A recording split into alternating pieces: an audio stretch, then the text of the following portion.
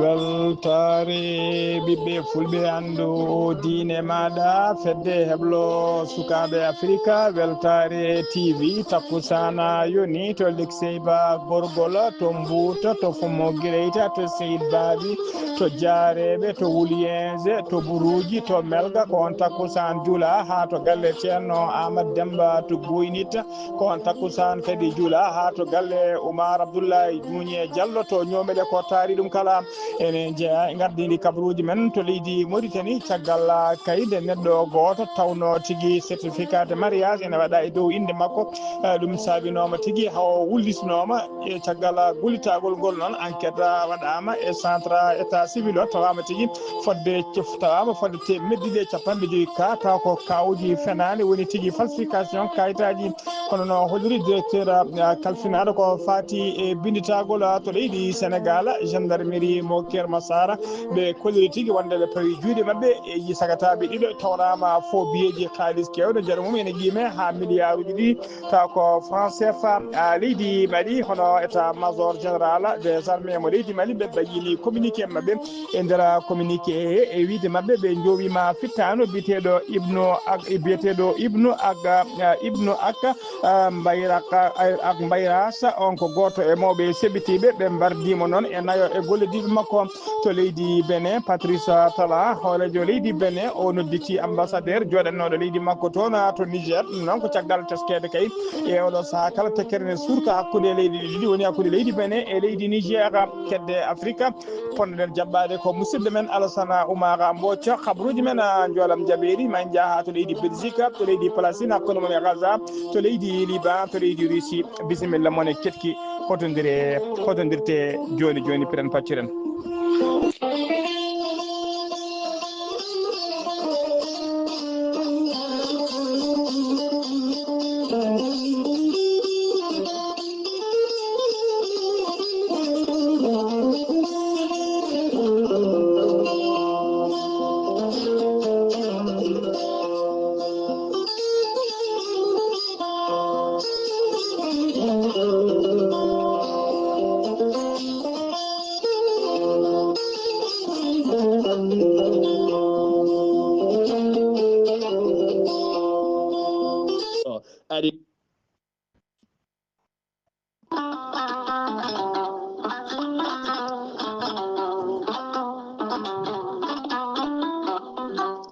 kawis mawɗo ekkiɗo hen lekki mbiyaki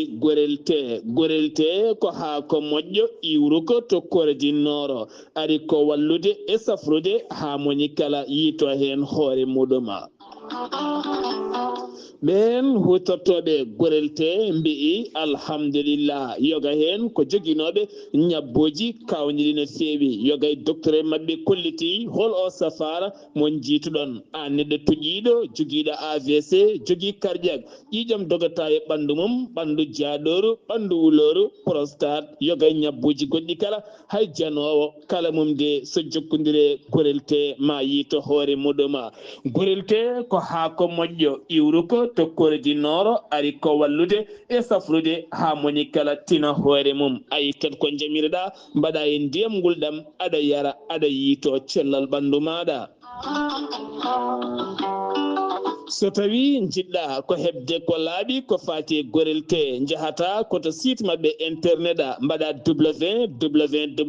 www.gorelte ma janggan hoorema kala muma so tawi noon ko tonggode gorelte gonɗa koto Italie jokkodirta koye ceerno Abouli mbatta ko plus 39 339 856 67 39 so tawi noon gonɗa koto Espagne jokkodirta koye Amadou Touré plus 34 643 29 22 96 so tawi noon gonda koto Mbour jokkondirta koye Seydou Ndaw 77 388 21 88 so tawi noon gonda koto Ndendori jokkondirta koye Salif Diallo 77 901 74 67 so tawi noon gonda koto Kaolack jokkondirta koye Khadijatou Guissé mbatta ko 77 693 55 12 so tawi noon gonda koto Jimbe jokkondirta koye Amadou Thioban mbatta ko 77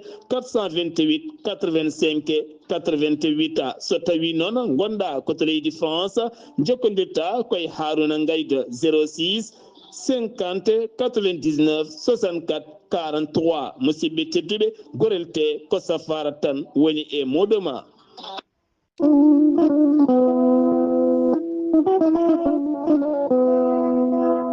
Mande Mansa Keita ko gorko pullo hen bange ko maniganke hen bange Mande Mansa Keita ko joom gandal memotongal gandal tawi kadi gandal makko ɓuuri yarude koye fannuji e ngaluji tawateɗi taw ko cuuɗiɗi e nder less leydi ko wayno kanŋe ko wayno jama ko wayno boksita e dendagal ngaluji tawateɗi e nder less leydi kala ko yon fannu Mande Mansa Keita ɓuuri yarude. Mande Mansa Keita ko dowluɗo gandaɗo e nder windere kala ha e noon e dengo Afrique to kanŋe to jama yilete dendagal ɓen jamanteruji dendagal yilotoɓe ngaluji cuuɗotoɗe e nder less leydi sa wi ɗumen Mande Mansa Keita ma mbiya hayattu ayi gandu bindi nunɗuɗo sanne. Mande Mansa Keita ko gandaɗo toon to leydi Mali ko gandaɗo to leydi Côte d'Ivoire to leydi Mauritanie ko gandaɗo to leydi Angola to Mozambique to Zambie dendagal leyɗele ha to RD Congo kala leyɗele to jama kala leyɗele to jamanteruji to kanŋe e to boksigi yilete Mande Mansa Keita inde mum ne tawe toon. Mande Mansa Keita ko nunduɗo sanne sanne gandal memotongal ko ɓuuri hawnade tengtinde nundal makko. Mande Mansa Keita namdata komo avance on namdata komo hoore kuɗol a haalat haajuma o gollanoma ha jiira guitema taw koko ɓuuri yawde e yaccade caggal noon nde ɓerde ma ɓuuɓi keɓɗa ko jiɗɗa gadda ko kaldun ɗon. Mande Mansa Keita sali tan ko jamfa. Mande Mansa Keita omo tawi oɗo saaha joni nder leydi Mali to nokku biyeteɗo Ségou sa yiiɗi jokkodirde Mande Mansa Keita mbatta ko 00 223 ko indicatif leydi Mali mbaɗa 76 68 45 99 Mande Mansa Keita ɓiɓɓe fulɓe dilloɓe yilotoɓe ngaluji cuuɗiɗe less leydi ko wayno kanŋe ko wayno jama boksita mbadden danɗo faade Mande Mansa Keita gorko pullo nunduɗo tawi kadi koko gandal mum memoto.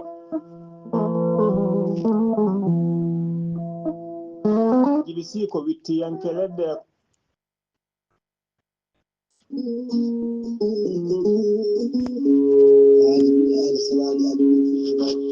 salade aadi ɓuuri firtude aadi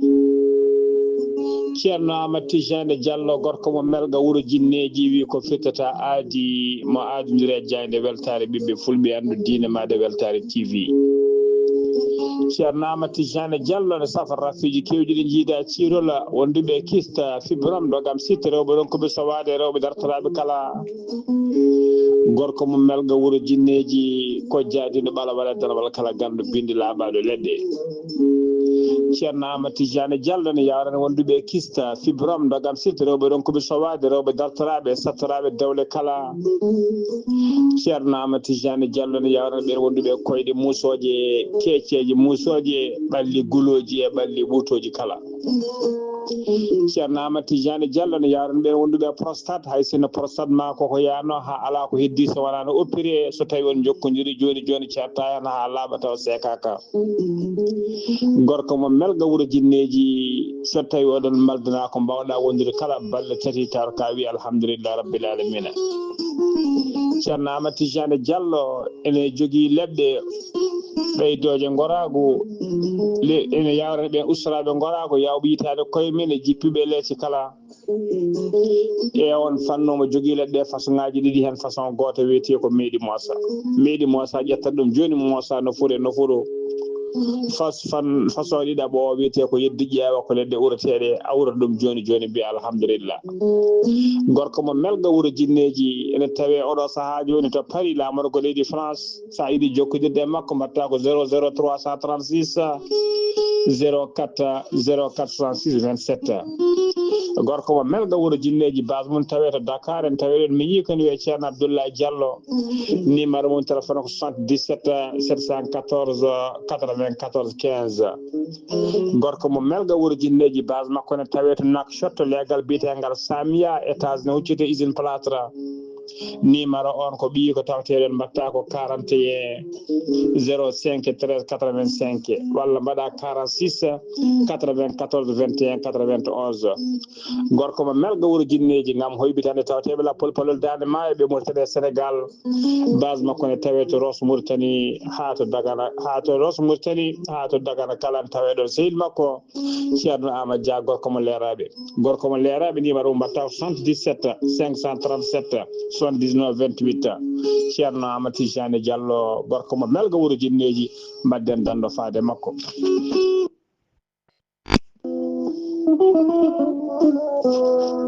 aadi bil aadi salade aadi ɓuri firtude aadi Ceerno Djiby Sy wi ko firtata aadi ma aadindire jayde weltare ɓiɓɓe fulɓe andu diine maɗa weltare TV Ceerno Djiby Sy ko wittiyanke leɗɗe ko safriyanke safruji fina tawa Ceerno Djiby Sy ko jaadindo ɓalawal e donowal kala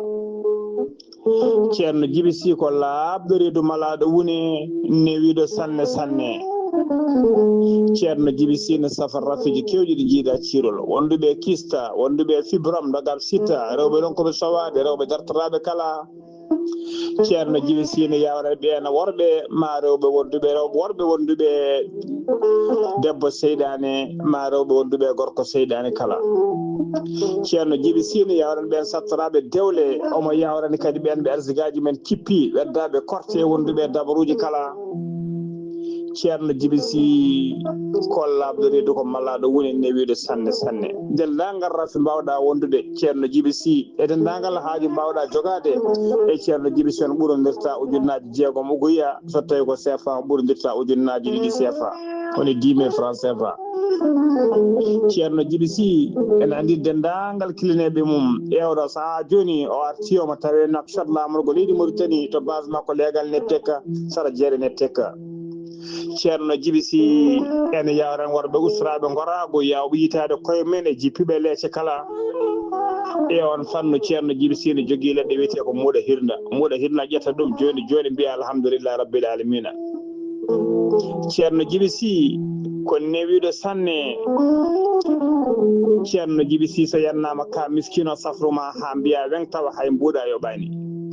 Ceerno Djiby Sy ne jogui pegge usula pewnaɗe bawɗe neldede kala leydi e kala continent to mbawɗa wonde Ceerno Djiby Sy ko bawɗo listihara ko indema inde nene ma dokkatamo haala ko wona nder ɓerde ma ha cikka ko toon hoɗi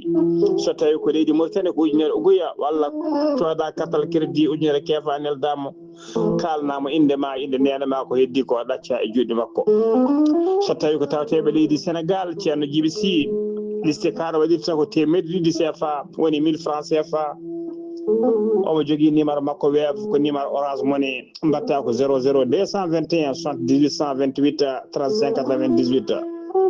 Ceerno Djiby Sy sa yiiɗi jokkodirde e makko numéro makko téléphone mbatta ko 47 22 80 84 ko numéro makko appel kadi ko numéro makko WhatsApp so tawi aɗon ki hebde Ceerno Djiby Sy aɗa wawi jokkodirde Ceerno Alassane Sy ko miñi ko kamɓe gollotto ko 32 62 04 99 Ceerno Djiby Sy ko laaɓɗo reedu Ceerno Djiby Sy ko malaɗo wune Ceerno Djiby Sy ko newiɗo sanne mbadden dando faade e Ceerno Djiby Sy kettode kaburuji mon e demgal pula Afrique, Asie, Europe, Amérique, Moyen-Orient, Océanie. jam nyalle mon musidɓe tedduɓe eɗen goni e hoore bira 15 lewru colte woni février hitande ujunnaje 2025 habruji mon e ɗemgal pular e sawto he ko musidɗo mon sehil mon haali abouba to karallagal ha bawon yiide en to banggue nate ɓosoje ko miñi men sehil men saydou abouba hono no mbiruɗen e gardini kabruji men koto leydi mauritanie pudorɗen to leydi mauritanie mohamed cheikh el ghazwani hoorejo gendi ndi omo tawi jillu makko tona to Éthiopie nayimo toon ɗon ko tawtoriyede batu tawi ko batu wiyetede fedde union africaine tawi kadi gardigu ndeɗon fedde sawru gorle ɗo fawino tigui koye dow balaɓe makko nduna sawru gorle noon manda makko hitande timmude kay koko timmi nayimo toon noon ko tawtoredi kay sawru gorle ndu tawi kadi ko on e oɗo saaha joni mo sawle gorle de arti e juuɗe muɗum kanko toon noon to Éthiopie ko toon tigui siège woni tigui ñiɓirde fedde union africaine nde ko toon woni ko tawete e nder jillu he ɗon kanko hoorejo leydi ndi o e nder jillu he tigui o yahani goto mo yaade sette timmuɗo no fewi e nder ɓen noon tawe hen docteur mariama vadel dak on ko première dame woni joom suudu makko wondude e nani Wula Choroga on ko ministre chargé du cabinet du président de la république wondude Mohamed Salema Wula Merzouk jaago gala kalfinare ko fate gueɗe caggal leydi e jokkodiral leyɗele wondude e kadi jettu mintu mbarek faal ko ambassadrice joɗaniɗo leydi Mauritanie toon to Éthiopie ko kanko kadi woni joɗaniɗo leydi Mauritanie toon auprès de fedde union africaine wondude biteɗo El Hassan Wula Ahmed kañum woni directeur général de protocole d'état mo leydi Mauritanie kanko hoolejo leydi ndi noon ko adi kay komo yetto toon to Addis Abeba woni to Éthiopie o muri tigui ko toon to leydi Espagne ha joni ko leydi Mauritanie keddoɗen Mamoudou Mamadou Niang kañum woni jaagogal ka ministre de l'habitat de l'urbanisme et de l'aménagement du territoire woni jaagogal kalfinangal ko fati kotki e nder leydi Mauritanie o waɗi jillu makko aljuma hanki o toon to Ayelega nayumo toon noon ko ƴeewoyde golle ko fati mahgol oɗo hôpital tawi ko hôpital kesso hôpital régional gonɗo e mahede joni toon to Ayelega tawi kadi ko golle ɗe koko golle ɗo noon koko dartino nayumo toon noon ko ƴewde kay ɗeɗon golle holto golle ɗe jarata e oɗo saaha joni o yeehi toon noon o yaadi toon noon ko ya gouverneur woni tigui waali gouverneur falde Brakna ko kañum tigui woni mo yaadi toon ene wiye Mohamed Wula Saleka golle magol hôpital o noon koko itta e oɗo saaha joni e juuɗe société walla entreprise kemnoɗo marché kay kalfinoɗo ɗeɗon golle caggal kayde teska tigui hormaki kuule kaldanoɗe ɗe caggal nde itta ɗum ha laaɓi e juuɗe mum waɗa résiliation e oɗo saaha joni ko société goɗɗo walla mbiyen ko entreprise goɗɗo kay kesso kañum totta ɗeɗon golle kañum halfina golle ɗe kanko ministre o noon délégation makko délégation makko mbe o yaadi jillu ngu noon ɓe jaadi jillu ngu ɓe mbawi tigui hettade ko kala ko fate explication ngaji kay gonɗo directrice générale de l'agence nationale pour la réalisation et des services des projets hono biteɗo madame Maymouna Mintou Ahmed Salema caggal ɗum noon kanko ministre o e délégation makko ɓe ɓaɗi visite oji mabɓe kay ɓe visite yi stade tawi ko stade mo Ayelega mo golle mum kiɓɓi ha laaɓi kay goɓɓoɗe ɗe noon kiɓɓi koko ɓoyani ɗon ene tawe noon ɓe o visite ɗum noon ene tawtora oɗon visite noon hono maire mo Ayelega biteɗo Youssef Wul Cheikh El Qadi wondude autorité ji militaire e sécurité uji diwan o mbawi ɗoftudemo e nguɗon jillu ha joni ko leydi Mauritanie keɗoɗen directeur agence nationale de registre de la population et de titre sécurisé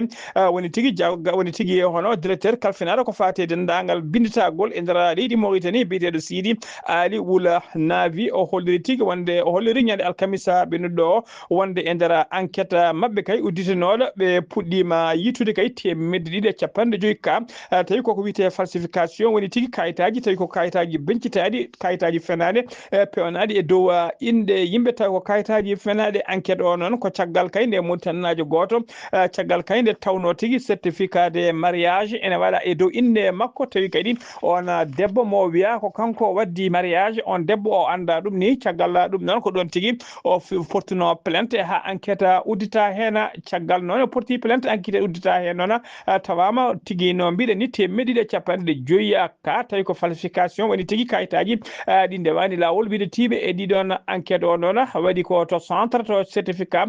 mariage fenade o to fento ko nder on centre enquête o waɗa o holliri noon wonde enquête o ha joni ina jokki ha joni ko leydi Mauritanie keddonen halfinaɓe fadinaɓe ɓeto weeyo woni météo ɓe leydi Mauritanie ɓe kolliri tigui ma teske kay ɓeydigol nguleyki e ɗeɗo balle e nder yoga e région ngaji ha tengti noon to centre e to banggue to hakkude leydi ndi e to banggue worgo leydi ndi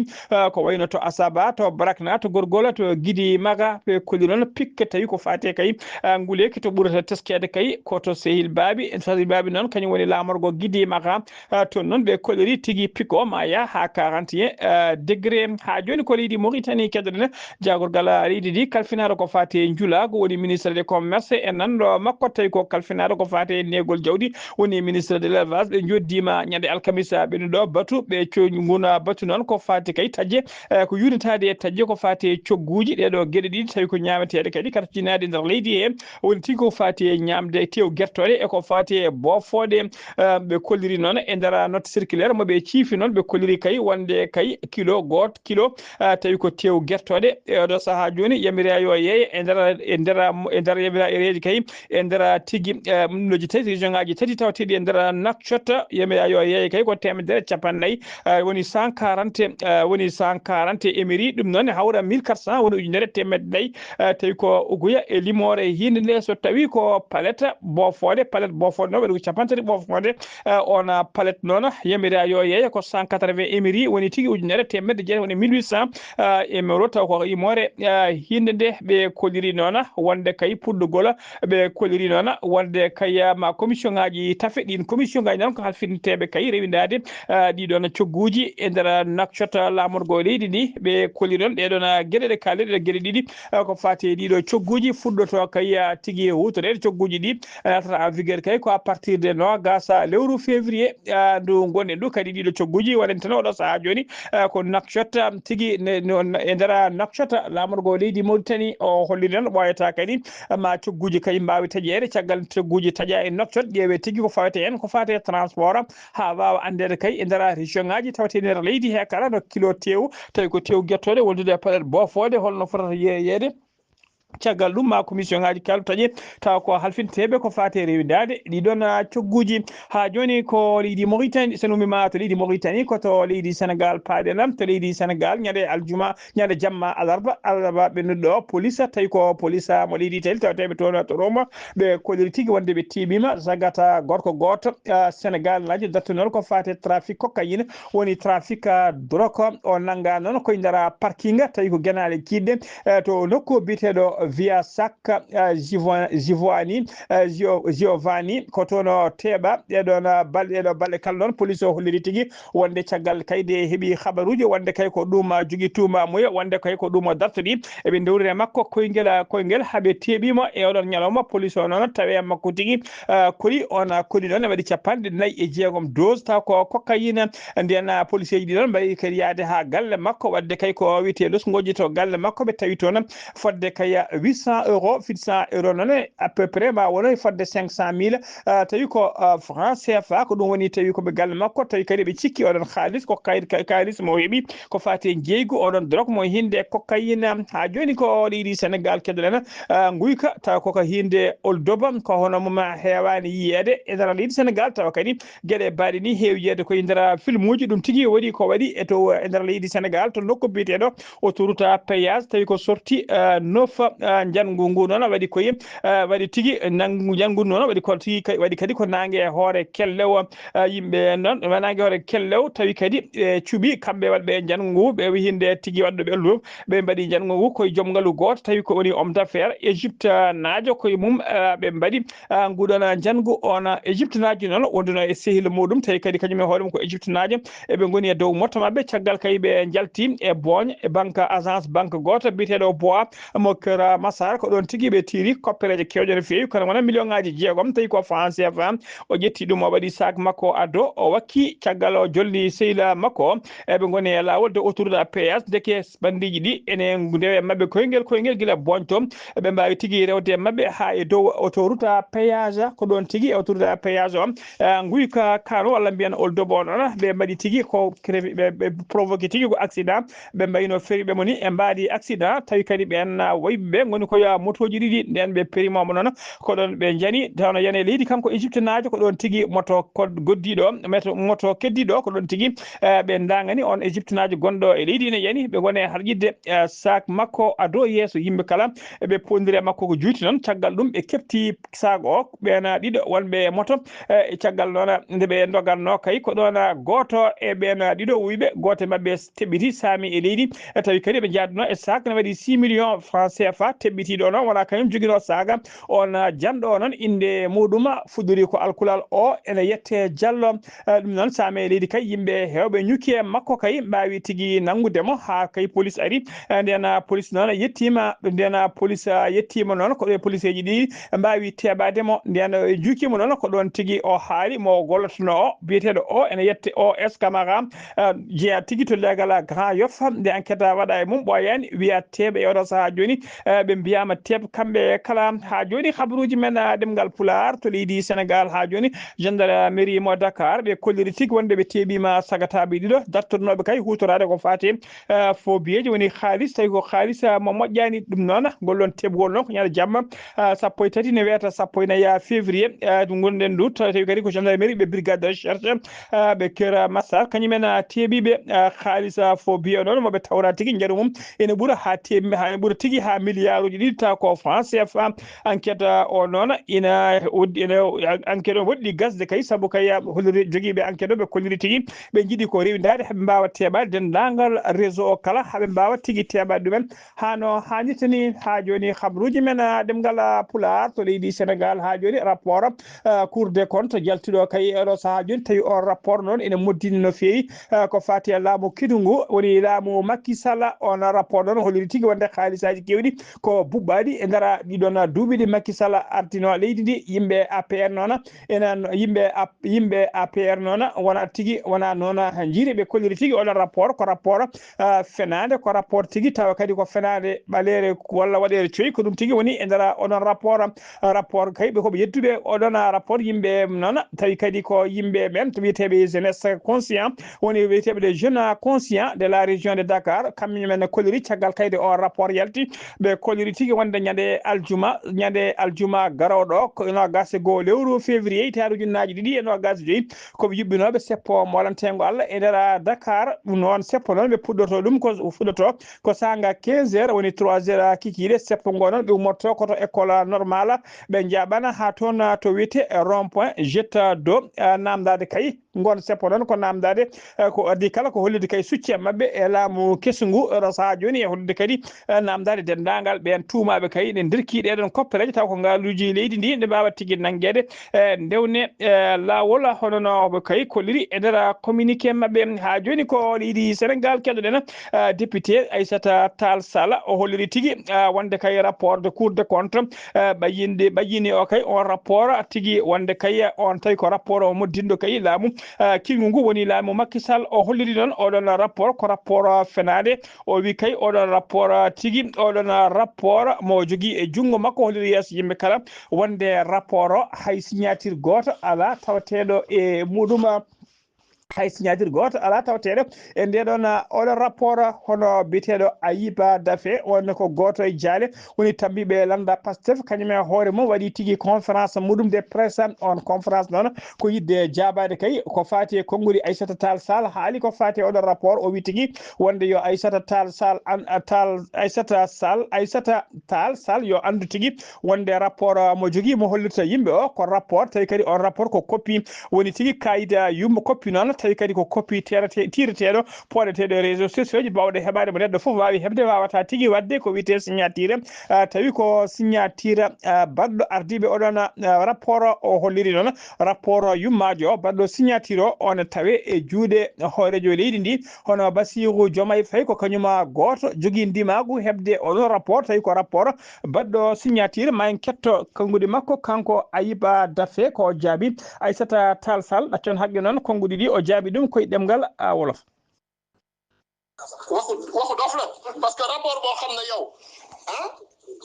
doo destinataire rapport bi président nañ ko jébbal loolu leer na rapport bi gouvernement moo ko jébbaloon Cour des comptes pare ci jébbal ko président original bi kay boobu la ñuy signé mais copie yi nga xam ne moom la ñuy def ci site internet yi pour publication yooyu ku koy signé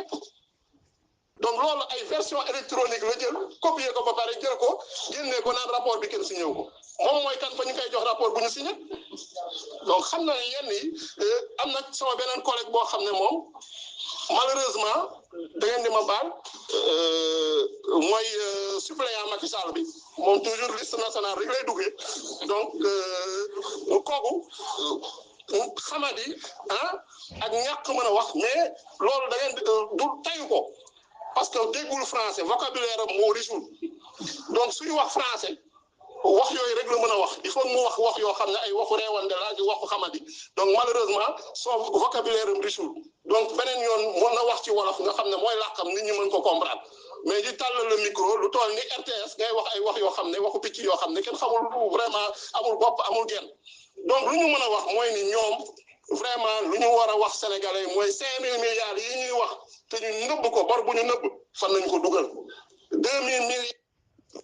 donc seeɗa extrait de jabande oɗon biteɗo Ayiba Daffé tawi kañum woni président parlementaire landa Pastef jaabu konngudi makko noon ɗi konngudi o cini tigui koye Aissata Tall Sall kabaruji men ɗemgal Pulaar sen wima toon to leydi Sénégal koto leydi Mali paadena état major général des armées mo leydi Mali ɓe ɓayini communiqué mabɓe aljuma hanki 14 lewru colto hitande ujunnaji ɗiɗi e 25 on rapport noon on communiqué noon koko fati kay e darde e golle mabɓe kamɓe fama woni forces armées malienne ɓe dari kay oɗo saaha kala gam tekkinde nden ka e kisal e nder leydi he e nder communiqué noon ɓe kolliri tigui wonde ɓe itti fittanu biyetenoɗo ibnu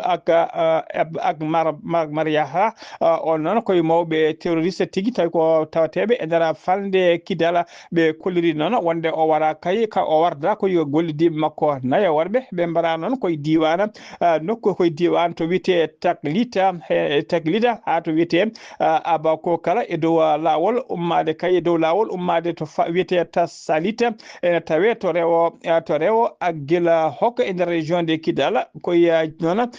koye jiila mawka noon fama wonno oɗo saaha kala gam yiilademo ɓe kolliri tigui wonde ɓe jiitimo ɓe itti fitade makko kanko e gollidiɓe makko nayo ha joni ko leydi Mali keddoɗena hoore jagode leydi Mali hono général Abdoulaye Mayiga o waɗi jillu makko aljuma hanki 14 lewru colte hitande ujunnaji ɗiɗi e 25 to Ségou o yahani goto noon omo yaade sete timmude no fewi Ségou aɓe noon jalti tigui e keewal jabbadeɓe tawi ko jabbugal molantegal Allah ma noon ma o wattu o nayuma toon noon ma wattu noon inauguré tawi ko projet ji kewɗi tawi ko projet de développement ɓeydoji falde nde ɓeydoji diwan o ko wayno tigui projet irrigation woni tigui ko fati e nokkuji taw ko dem remru do so resoto hendu to ɓe mbiyata tigui to wiyete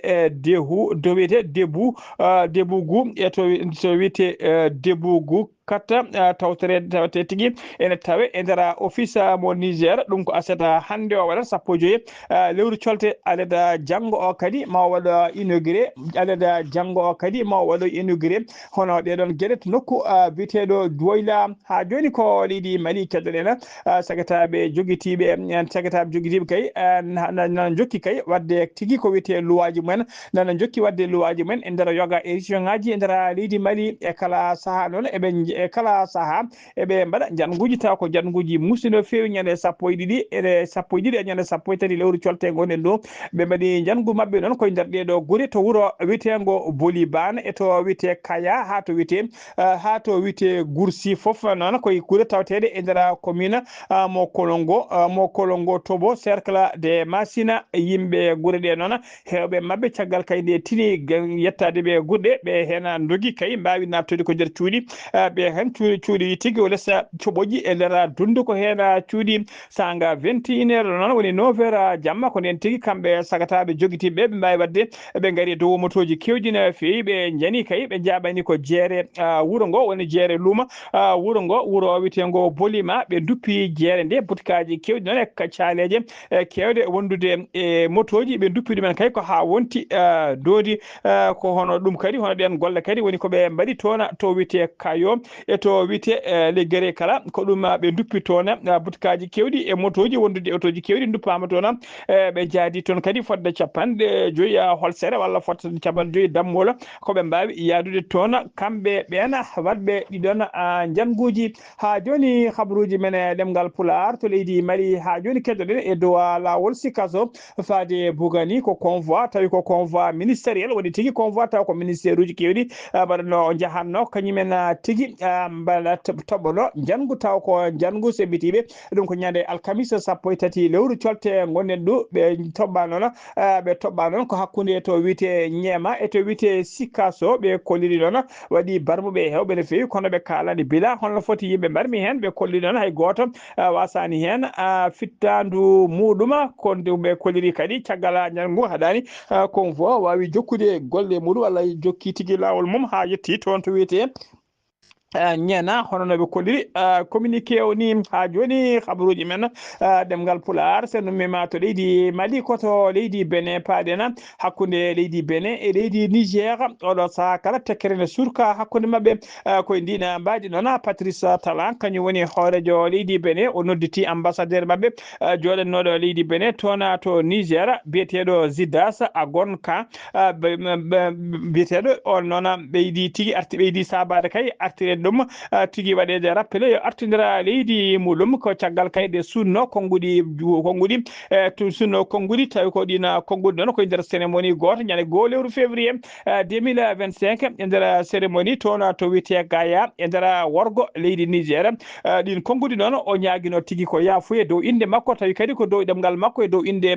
birnuaji foof o ñaagui yafuye kay ɓesgu Niger naɓe o holliri tigui saabu caɗele ɗe leydi Benin saabi ha heeɓa e nder ha leydi Niger heeɓi ɗum ɗin konguɗi noon yimɓe Benin hewɓe yimɓe birnuaji kewɗi kay ha tengti e laamu ngu kolliri tigui ɗiɗon konguɗi cofɗiɗi potani yaltude e hunuko makko ɗon ɗum jeeya kay ko saabi hawo artira kay ko ɓuuri yawde yaccade o wiya tigui yo artidira leydi makko yo ummo toon o arta toon to Benin habaruji men jolam jaɓɓeri fonnoɗe jaɓɓade ko habaruji men kedde Afrique ponnoɗen jaɓɓade ko musidɗo men sehil men hono Alassane Oumar Mbodja gorko mo Sara Dogo oɗo saaha noon mo wona tigui kattanɗo fewi ɗen ñagonomo Allah tan nde Allah rokkatamo cellal makko ha timma allahumma amina habaru takkusan juulama ha to galle ceerno Amadou Tidiane Alpha Mama Siley Ba to Modana ka haydi ko on takkusan kadi juula ha to galle ceerno Yaya Ba to Richard Toll ha to galle ceerno Mamoudou Waddu cité segna yombel Dakar ko taari ɗum kala habaruji men jolam jaɓɓeri koto leydi Belgique paaɗen aljuma hanki o koko hewani kay wadde haysene waɗa ko sahaji goɗɗodiri waɗi tigui e nder waɗi tigui waɗi ɗum noon ko gonnoɗo kay ko e nder avion tawi ko avion gonnoɗo kay lumbade e nder duule on avion gonnaɗo e lumbade e nder duule tawi avion ummono tigui ko Dakar lamorgo leydi Sénégal omo yaɓani to Bruxelles lamorgo leydi Belgique koye weeyo noon hakkude leydi Asman ko ɗon tigui debbo goto tawi ko debbo coynoɗo ha teddi gonnoɗo e nder oɗon avion kañum tigui gattiwere fiimo toon kay e nder avion he tawi ko hakkude duule ɗum noon ko aljuma hanki o waɗi 14 lewru colte hitande ujunnaji ɗiɗi e nogas joyi yummiraɗo o noon o jibini tigui tawi koye ballal ɓen infirmiére goto wondude tigui e médecin wonnoɓe e nder oɗon avion mbawi tigui waddemo assisté ballimo hawo jibini dow e jaam e kisal tawi kadi hay tampere wotere o heɓani hen e oɗo saaha joni noon teskama noon caggal kay kanko oɗon debbo cowiɗo o ɗeɓano kay heɓde billet makko avion nde jolata e lana ka hewɓe kolliri noon tigui wonde o wawata wadde voyage saabu kay luwaji mabɓe kolliri so debbo sowima ha ɓuuri yettima kay 36 yontere tawi ko sowi wawata ƴettude wadde voyage kanko noon ma o heeɓi autorisation yamirore kay nde wawi kuppude oɗon billet koye nder on billet noon walla e nder kaɗon avion lana ko hen tigui o wawi heɓtade e nder hakkude e nder kaɗon avion tawi kay ko saaha mo lana ka wonno e lumbade e nder hakkude duule ene teska noon e nder dogre Europe walla lele kewɗe kala so neɗɗo jibina ko ndina leydi to jibina ɗo ko on nationalité heewi rokkede kadi so neɗɗo jibina ɗo ne heewi e kayit mum jibinande winde hen nokku to jibina ɗo oɗo suka noon jibinaɗo oɗo beɓɓeɗen lamdi bandiraɓe kay hol nationalité o foti rokkede e kadi lieu de naissance makko holto watte e tawi kay o fiɗiti fennede kayitaji ko namdal faade e mon khabruji men demgal pular ha joni kabruji men jolam jabiri aseta hande sappo joyi lewru colte itade ujunnaaji ɗiɗi e nogas joyi Hamas ɗacciti otage uji tato taw kadi koɓe ɓe nanguno ɓe bifti gila jeeɗiɗi lewru octobre e ɓe mofti ɗum tawi ko Israël naɓe mbawi woppitede ñalawma hande o ko noon kadi ko hollirama noon ko noon kadi hono ko noon kadi hono leydi Israël wawi kañumne woppidde prisonnier ji muɗum tawi ko prisonnier ji Hamas naɓe nanganoɓe kayne cokka toon e nder kasoji mabɓe ñalawma hande o noon ko woni ñalawma jeego ɓiwo kay woni sixiéme ñalawma ko fati gosɗodiral hakkude ɗiɗo prisonnier ji taw ko Palestine naɓe wondude otage uji Israël naɓe otage uji tati woppitaɓe hande ɓe noon fadde kay balɗe temirde joyyi à peu près 500 jours woni balɗe temirde joyyi koɓe mbaɗi e nder ɗi koɓe dubba kay toon e nder bande de Gaza ɓen tato woppitaɓe hande noon hen goto wiyete ko Saha Trupanova ko Israël o risnajo yaade duuɓi nogas e jeenayyi goɗɗo ene wiye goɗɗo wiyete ko Sahera Hornen on ko Israël o argentin omo yaade duuɓi 49 tataɓo o wiyete ko Saqi Dekkel Chien on ko Israël o argentin kañum e hoore mum yaada koye duuɓi 36 Israël ne woppiti kañum aseta hande o Israël ne woppiti temedde 360 prisonnier ɓeɗo 160 o prisonnier ko ɓe tigui gosta ɗiɗo otage uji tati tawi ko Israël naɓe ɓen 160 o prisonnier woppitaɓe hen sappo tata ko nangganoɓe kay ene ñawano ene tawa kadi ko taƴatnoɓe kaddi gurdam mumen ene coke e nder kaso 153 heddiɓe ɓe noon ko nangganoɓe caggal fiyande tigui Hamas wanno toon to Israël ñande jeeɗi lewru octobre hitande ujunnaje ɗiɗi e nogas e nayyi ha joni habruji men ɗemgal pular to leydi Liban laamu leydi Liban erima batu tawi ko batu keñarango aseta hande sappo joyi lewru février hitande ujunnaje ɗiɗi e nogas joyi ɗum noon ko caggal nde oto goto tawi ko oto lodi duppano tawi duppano ha waɗi tigui officier ji ɗiɗi mbawi barmude hen falino oto o noon ko yimɓe tawi ko yimɓe jeeyaɓe Hezbollah ɓe paddi oto noon ko sara Beyrouth lamorgo leydi Liban loni noon erima kadi kañum e hoore mum nde enquête jaajƴo watte e nder ngoɗo jangu tawi ko oɗo oto duppaɗo ha joni habruji men ɗemgal pular koto leydi Russie paade noon laamu leydi Russie ɓe kolliri tigui aseta hande o wonde kay ɓe tottiti laamu leydi Ukraine temedde jeeɗiɗi e capanɗe joyyi e jeeɗiɗi